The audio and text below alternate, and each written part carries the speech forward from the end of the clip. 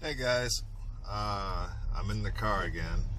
One of my one of my very dear friends told me that it makes her nervous when I film these while I'm driving.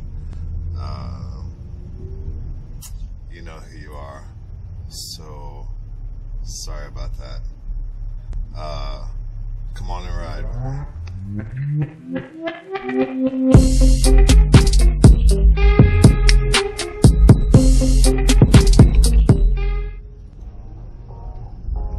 So today is going to be another short joint.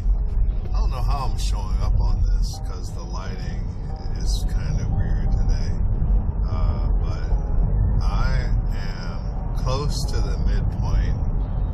Dang, it's dark as F on here. Let's see. How's that? Is that any different? I don't know. So anyway, I'm close to the midpoint of the semester. Actually, I think I'm a little bit past the midpoint, and I'm about to go into my second immersion. This one is a little shorter than the last one. I think it's gonna be Friday through Monday. I'm kind of looking forward to it, but I haven't finished the reading that I need to do for it. So today, that's the plan. I'm going to be doing a crap load of reading, and I need to write a memo for this other class, or at least the discussion part of a memo for my legal writing class. So I finished one final exam already, and that was interesting. We had 3 hours for the exam, and it was open book and open notes. And I know you're probably wondering, how do they do that? Well, they have a proctoring software, so while you take it, you have to have your camera on your webcam, and they don't literally watch you the whole time, but I think they can. My feeling is that it's kind of a spot check thing, or maybe someone sits and watches all of the videos at one time.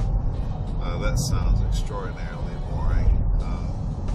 So you're not allowed to use the internet during the exam, and I guess the proctoring software tells you that.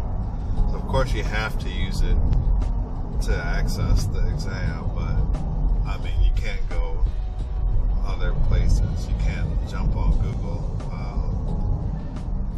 And a friend of mine asked me, well, how do they know if you don't go to another site using a different device? I think it will show up on the camera. It will be pretty obvious. Like, even if you have like an iPad to the side and you're trying to access it, it's really not worth it. And I think also, if you're if you need to do that, you're not going to pass that joint anyway. So I've heard some talk about the exam. I haven't gotten my grade back yet. There's a few people that read things into some questions that weren't there. And what I've always heard about law school is consider what's in front of you, and don't make any assumptions. So, I don't know. We'll see who's right. Like I said, it was a 3-hour exam, and I've told you guys before, use all the time available to you. What is the big rush? What I heard was a lot of people finished in a couple hours, and that doesn't make sense to me. I mean, take your time. And a lot of times you think you know the answer, but it's open book and open notes. Make sure of it. To me, it doesn't make sense to not double check yourself when you have time.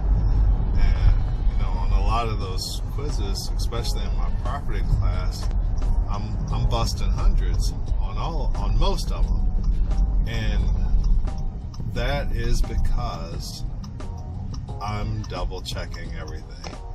And even when I think I know the answer to something, and I'll put in an answer, but I'm checking it. Like, you have basically not unlimited, but within reason. There's not a time limit on those quizzes.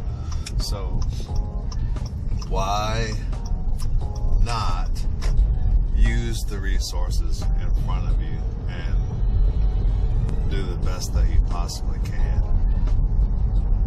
I don't know, maybe it's just me. So anyway, that's all for today. When I get my exam back, and it's a final because I think it's a 1 or 2 credit class.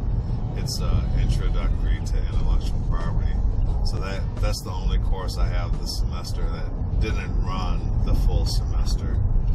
So anyway, I will let you know how I did on it, and I'll give you some any tips and tricks. I'll share my mistakes, and I'll share with you what I did right, so it can help you when you get to this point.